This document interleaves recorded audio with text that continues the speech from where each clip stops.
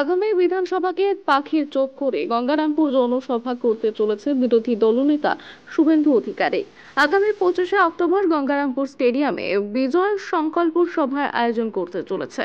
এই সংকল্প সভাকে কেন্দ্র করে ইতিমধ্যে বিজেপি নেতৃত্বের পক্ষ থেকে জোর প্রস্তুতি শুরু করা হয়েছে।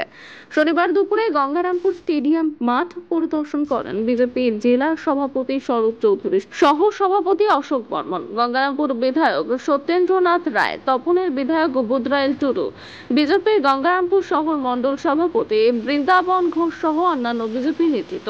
আগামী বিধানসভা নির্বাচনের আগে কর্মী সমর্থকদের উজ্জীবিত করতে এই প্রস্তুতি সভার আয়োজন করা হয়েছে বলে জানিয়েছেন বিজেপি জেলা সভাপতি শরৎ চৌধুরী।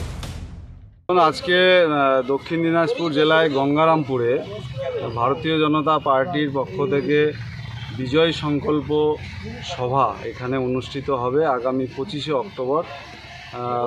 ভারতীয় জনতা পার্টির প্রাক্তন রাজ্য সভাপতি কেন্দ্রীয় মন্ত্রী ডক্টর সুকান্ত মজুমদার মহাশয় আর পশ্চিমবঙ্গের বিরোধী দলনেতা সম্মানীয় শুভেন্দুদার উপস্থিতিতে গঙ্গারামপুর স্টেডিয়ামে বিজয় সংকল্প কর্মী সভা অনুষ্ঠিত হবে।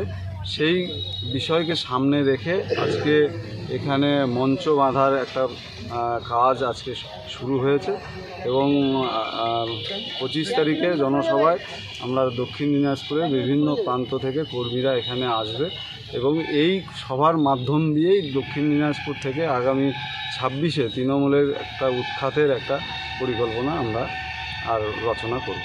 আগামী প্রায় 6 মাস পরেই আবার বিধানসভা নির্বাচন, এবারে ফলাফল কেমন হবে বলে আপনারা আশা দেখুন, করছেন? দক্ষিণ দিনাজপুরে তৃণমূল যেভাবে বিভিন্ন ক্ষেত্রে দুর্নীতি করেছে, তোলাবাজি থেকে শুরু করে গঙ্গারামপুরে আপনারা জানেন 4 নম্বর ওয়ার্ডে, পৌরসভার অন্তর্গত 4 নম্বরের ওয়ার্ডে জমি মাফিয়ারা যেভাবে সরকারি খাস জায়গা যেটা পৌরসভার নিয়ন্ত্রণাধীন থাকার কথা ছিল সেটা যেভাবে অবৈধভাবে বিক্রি করে তৃণমূল নিজেদের সম্পত্তি বাড়িয়েছে, এগুলো বিভিন্ন দুর্নীতি এলাকার মানুষ দেখে নিয়েছে।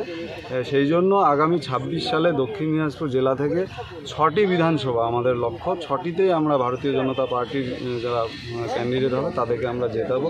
এই লক্ষ্যে এই সভার আয়োজন করা হয়েছে।